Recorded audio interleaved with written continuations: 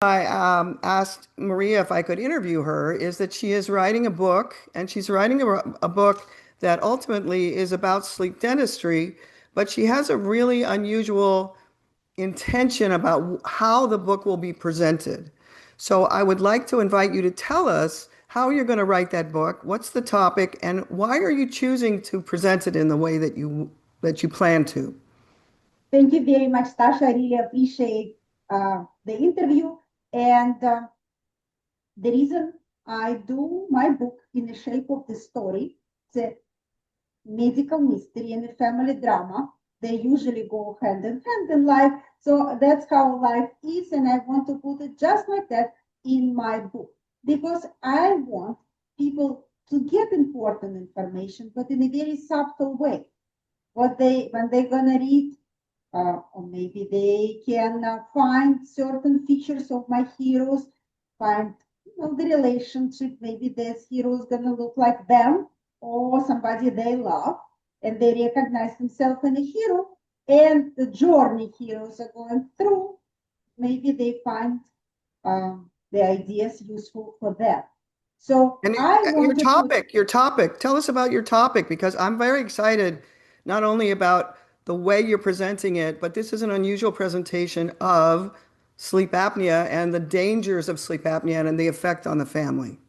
Yeah, you're absolutely right. We're both clinicians, and we see a lot of material in everyday life. We can put it that way. So, patient story, they inspire me. I find them interesting. I find what they touch my heart, and I remember a lot of them, and I think about a lot of them, and I want to put it in the shape of that journey. And sleep apnea topic, I think we all live in a modern world and it's a disease of evolution. So according to European statistic, 50% of people, in Japan, Germany, and Poland affected by sleep apnea. In United States, we consider 70% female and 24% of men. So it's such an epidemic.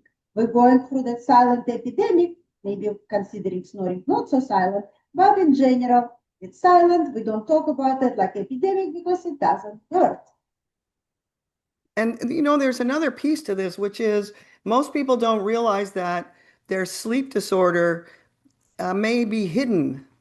And they may actually have medical issues that are related to sleep, and they don't even know that their sleep is abnormal.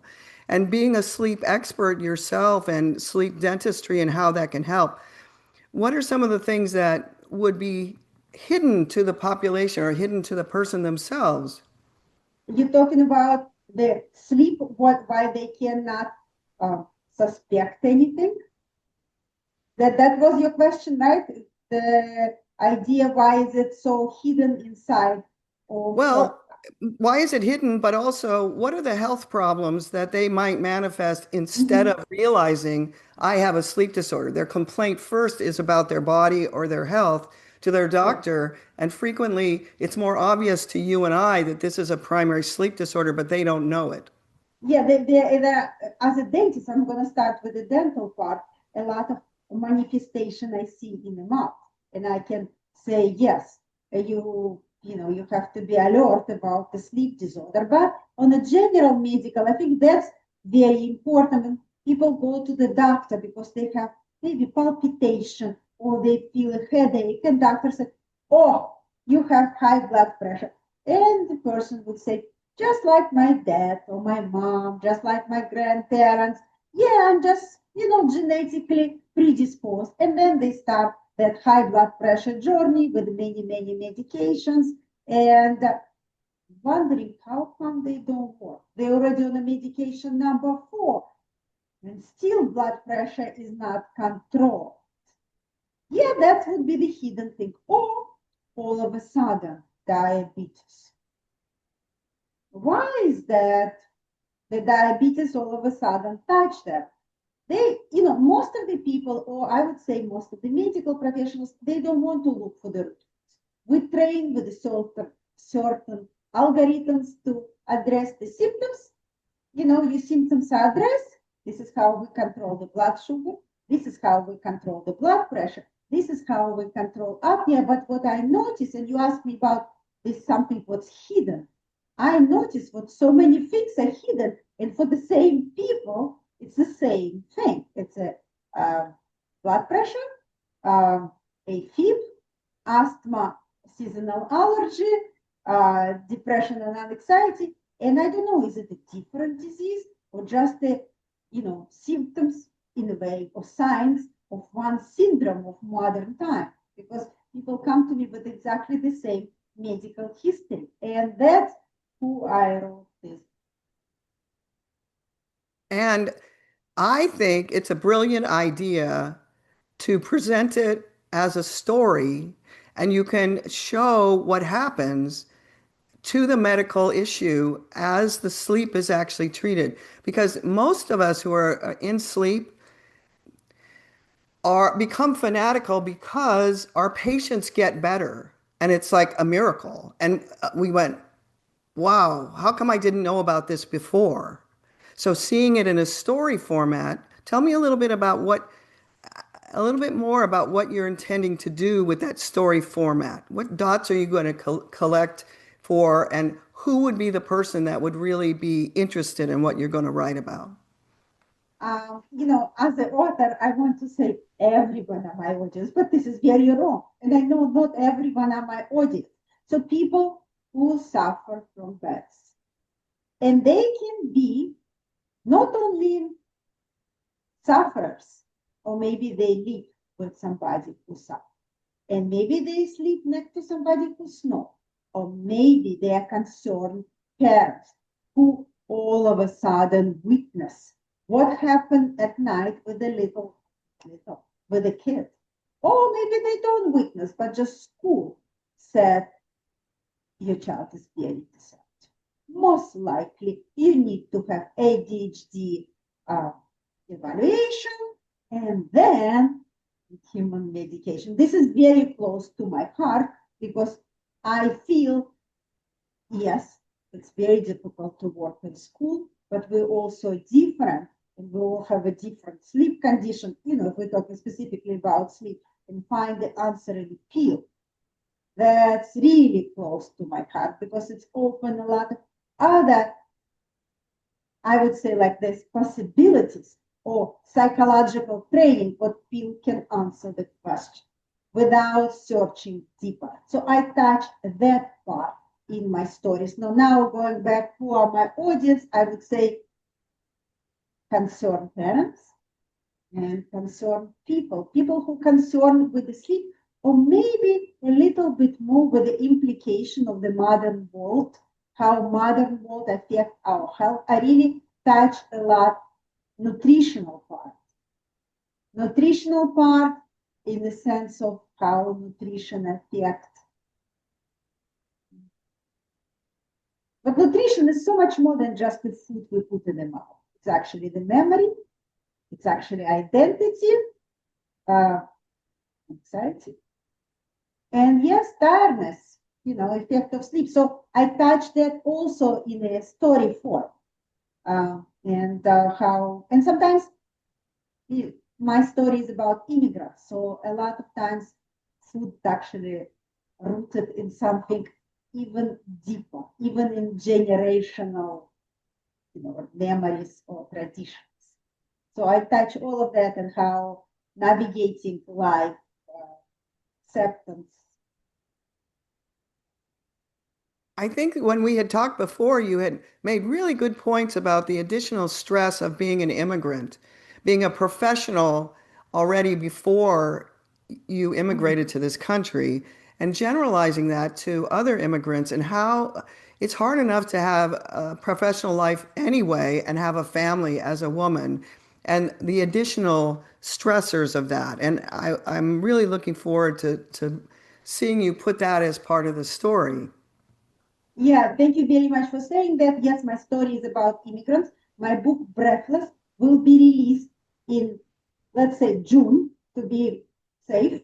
It's gonna start with a Kindle option, and then we're gonna go to regular printed book and then audiobook. So for any, I would say, not for any audience in the sense of any person, but for people who have different preferences in reading or accepting the information, they can find the size what fits them in the format of the book.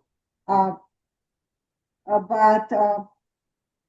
yeah, I think the story can, I really hope it's going to resonate with people. And besides learning the information, but you mentioned about the immigrants, I want to bring, kind of shine the light. America is a country of immigrants, but I'm sure on any historical part of, United States, immigrants face maybe the same or maybe a little bit different problems.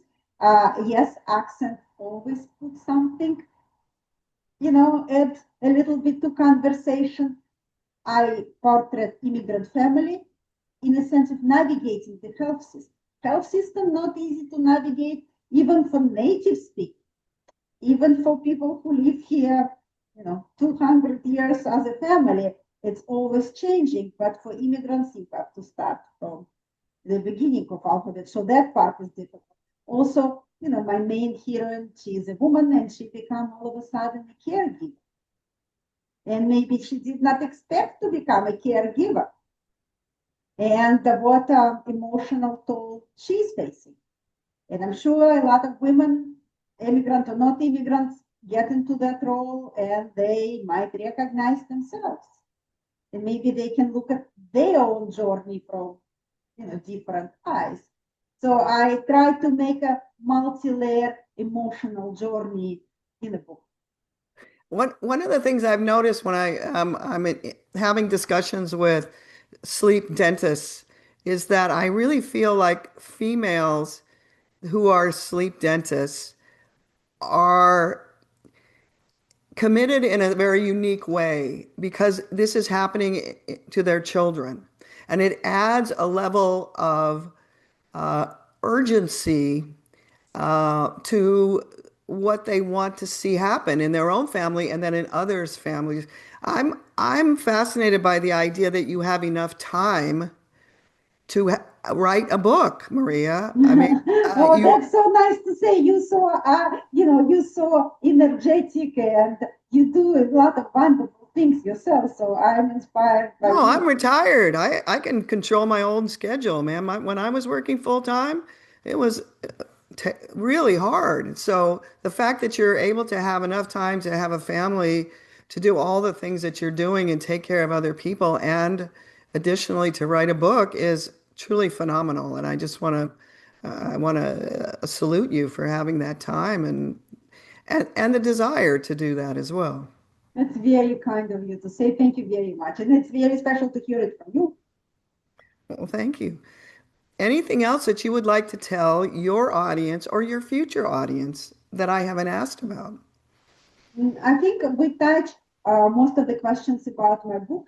And I really hope my readers, after reading the book, besides recognizing what they love for themselves in the heroes of the book, find practical solutions.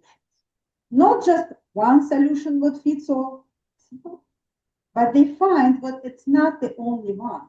And another thing, no unicorn exists. And if they're gonna come to any specialist and specialist gonna recommend one solution, maybe they, after reading the book, they realize it's not one solution as good as it's gonna be, and it's gonna change during the lifetime journey because circumstances will change, weight may change, a lot of things might change. And I really hope uh, I made, the book have a storyline and narrative. Sometimes it's scary, but in the end, I hope it's optimistic and it's going to put philosophical thoughts in people. Well, I actually trying to give my philosophy to the reader and a positive approach to life. At least that was my intention. Are you going to actually be able to publish this in more than one language? It's so Uh, exciting now that we can reach other audiences because this is a global pandemic. I actually, that's my dream to have this book in a different language. And the first person, actually, a publisher or person who offer publish the book after it's going to be released here, was from Iraq. It was interesting because he was the first one, but I did not explore that yet, but I'm planning to do that. I think what it's not made in a traditional nonfiction way, Mm, what mostly for clinicians, for people who are related to science, but actually what people, for regular people, I hope it's going to be interesting for the other country to read and learn and explore and feel better. And raise kids may be a little bit different and pay more attention to holistic way. Also, I forgot to mention, I put a lot of uh, Russian paints, a lot of nostalgic memories, what I remember, and maybe that gonna help people to learn something else. good. I think that's a really good idea. I think it's a wonderful way to present these issues. And because, as you've said when we've talked otherwise, most of the scientific discussion about sleep disorders is so dry and boring. So I think you're going to make a great change in that. Well, it was great. Thank you very much. You're welcome. And thank you so much for taking